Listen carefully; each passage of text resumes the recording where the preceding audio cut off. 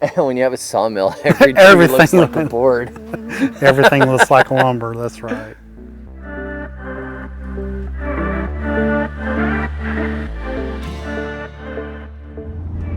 All right, we got our trailer on the back of the truck.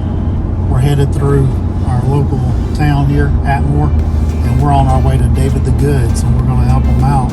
He's got a tree, a magnolia tree on the ground, and we're going to cut it up into some lumber so that he can use it at his place.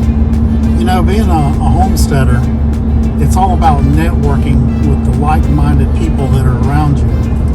And being that we're in the small town of Wilmington, Alabama, there are quite a few people that are picking up the homesteading ways, getting back to the simpler lifestyle of raising their own farm animals, their own vegetables, and just doing things with their own two hands and trying to gain a little bit of independence. And I think a lot of that has to do because there's a certain amount of the population that feel that the United States is on the verge of a financial collapse. And what happens if we go into a collapse? How are you going to make a living? How are you going to feed yourself? How are you going to feed your family? And I found out that David the Good had actually moved into the area. And for the people who don't know David the Good, he is a survival gardener and a borderline prepper. He's an author. He also has his own YouTube channel. And among the communities, he's pretty well known. And so we had an event at the Gulf Coast Homesteaders meetup, and I reached out and asked if he would mind being a part of that. So I met him there, and we swapped phone numbers, and we've been keeping in touch ever since. And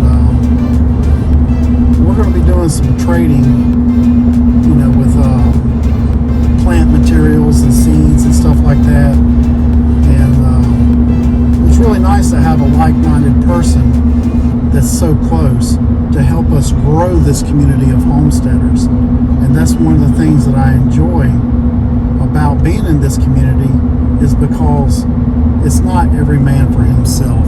It's if I can do a little bit with maybe a sawmill, David could do a little bit with survival gardening, which is developing seeds that are good for the area that we're in and distributing those among the local gardeners in the area. And then maybe we've got somebody else that does cows, somebody else that does goats, and we can all we can trade and work with each other. That's really what all this is about. And so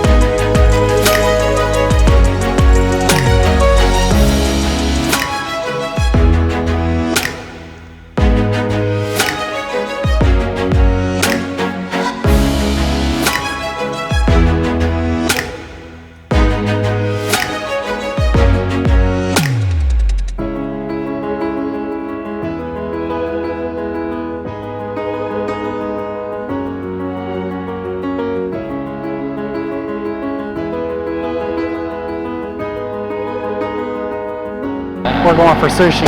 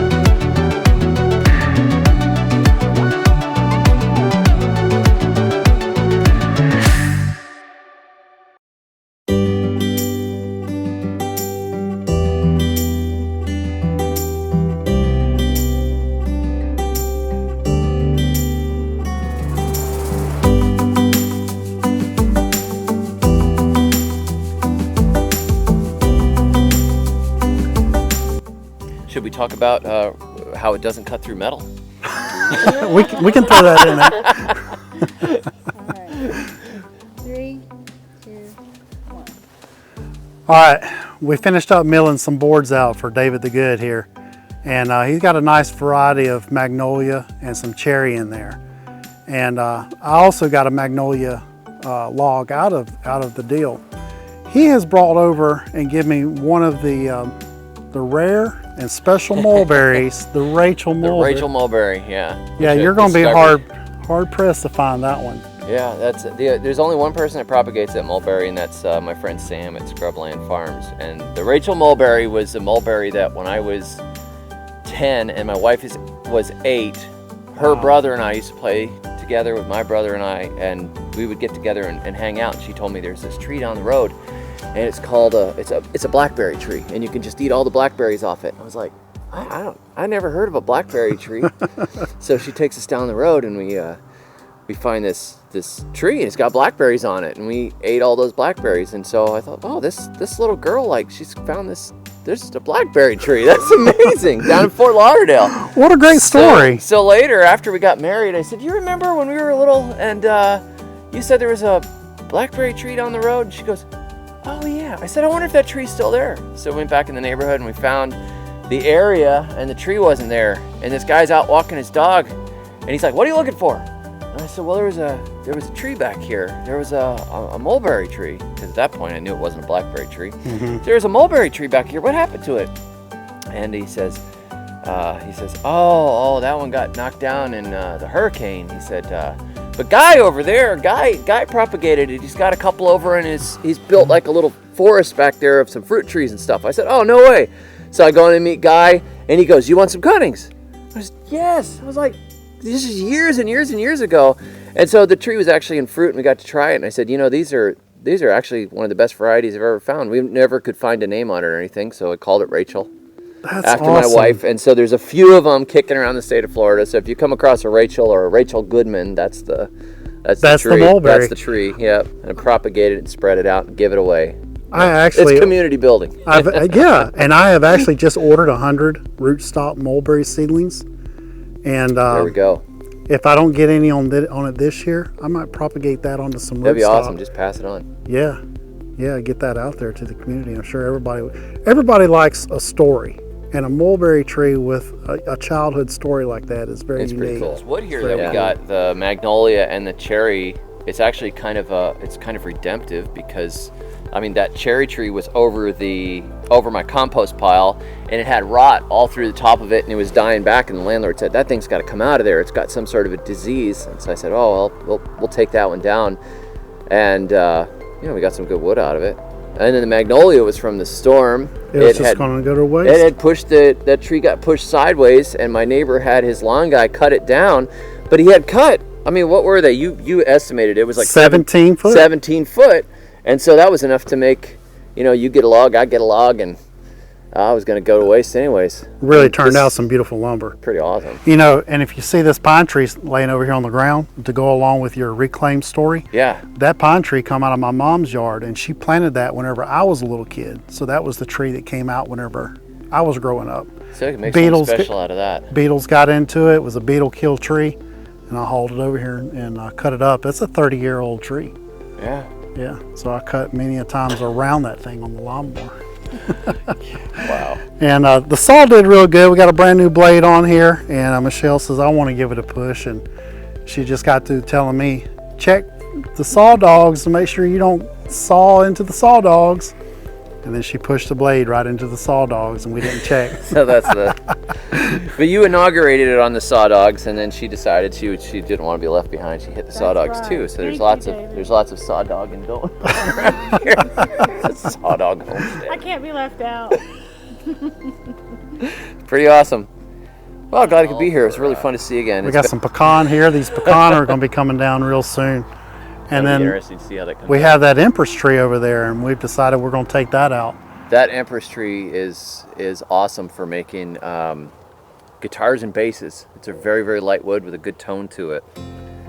We'll throw some of that on the sawmill. Yeah. Yeah, we'll get you some of that if you want some of that. Yeah, that'd be a lot of I'm fun. gonna ask if we can take that one too. And when you have a sawmill, every tree Everything looks like a board. Everything looks like lumber. That's right. Well, so how do we end it? May your thumbs always. Yeah, be may your green. thumbs always be green. Your sawmill always. Hey, there we go. So I hope you enjoyed this little film, and don't forget to like, subscribe, and share out on your social media. Yeah, catch y'all next time.